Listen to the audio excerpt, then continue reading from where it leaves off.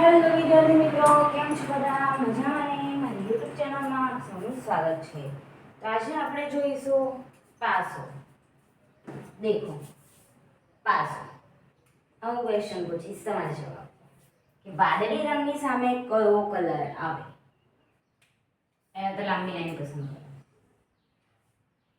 એક છોડીને એક. આને કેન્સલ, આ લેવાનું લાલ. હવે આ લેવાનું, આ કેન્સલ, આ લેવાનું પીળો, જાંબલી. હવે કઈ વધ્યા બે? કાળો ને ગુલાબી.